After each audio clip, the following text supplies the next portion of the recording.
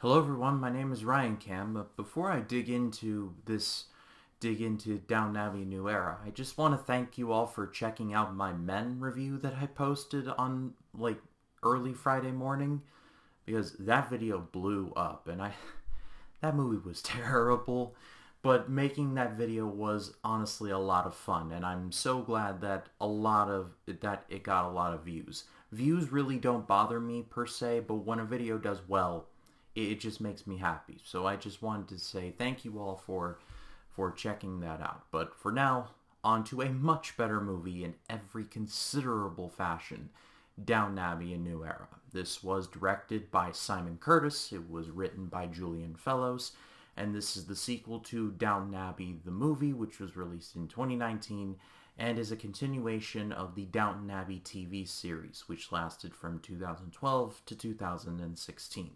Everybody got that? And this movie picks up pretty much where the last movie left off, with a couple of new developments.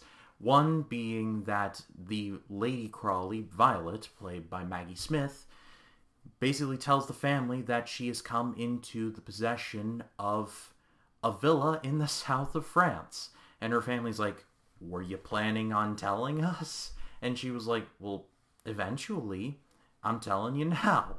And so most of the family goes to the south of France to see what the villa is all about. Meanwhile, Lady Mary, reprised by Michelle Dockery, stays behind as Downton Abbey has been turned into a film set. There is a film company that wants to make a film here. I love Downton Abbey, the TV series. My mom and I were watching it together, and we actually just wrapped up the show the week before this movie came out, so it's still very fresh in my head. And it's not the type of show that I would generally go out of my way to watch, but by God, I got addicted to this show so much. I have so much Downton Abbey continuity in my head. It was just part of the time in this movie I was sitting there whoa, here I come. There is legit references to stuff in season 2 and 3 that I definitely picked up on.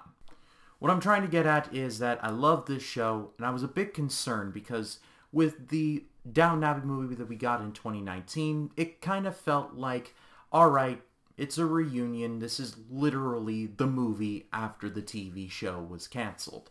And so it was nice. It was just nice to see everyone back. You know, you had all the Crawleys back, all the servants back. Carson, can't forget about him. So it was just nice to see everyone back and actually living up to the quality of the series. So when I heard that a sequel was being announced, I was a bit concerned. But I was wrong. This movie's great.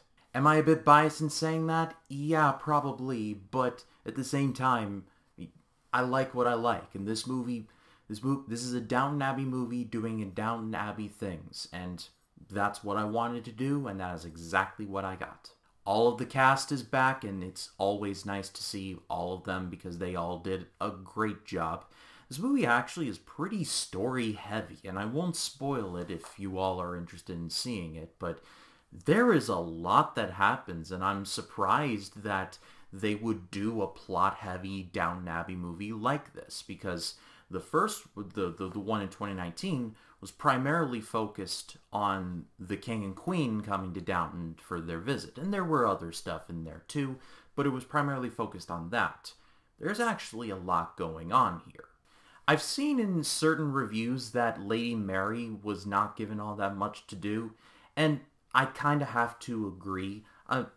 First of all, did Talbot just fall off a cliff? And I joke. I mean, they explain in the movie that he's in Turkey doing something related to cars. So there is a reason why he's not in the movie. And I did look it up, and Matthew Good was in the Offer on Paramount Plus recently. So I imagine it was a torn issue between him being in the Offer and being in this.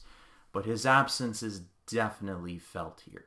I wouldn't say that Lady Mary is wasted. Far from it. She's actually given some stuff to do. I mean, she oversees pretty much the entire movie side of this movie.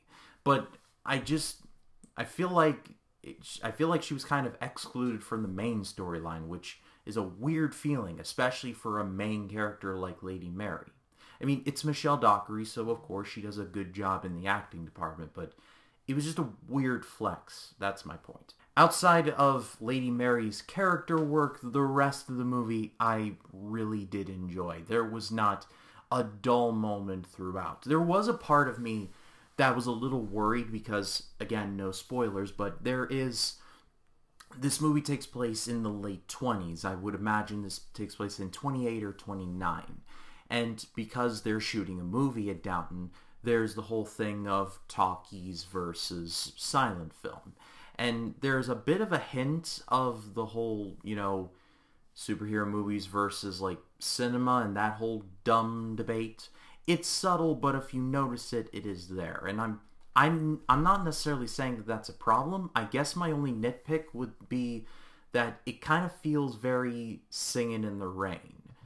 Literally, there is a character in here who you could pretty much name Lena Lamont, and it's pretty much the same person. But outside of that, though, yeah, this movie's getting an amazing grade from me. I feel like if you're not familiar with the show, I still think you can watch this. I watched the 2019 movie with no context, and I followed it just fine. But there are definitely Easter eggs that are definitely helpful if you know what they're about. But the movie does a good job of not hand-holding too much. It explains everything as kind of like it does the exposition very well. It's ultimately up to your mileage. But for me, this is a movie that I absolutely love. Will it end up on my top 10 of the year? It's hard to say. I mean, we're not even at the halfway point of 2022 yet. We are approaching it very, very quickly. But yeah, I love this movie to pieces.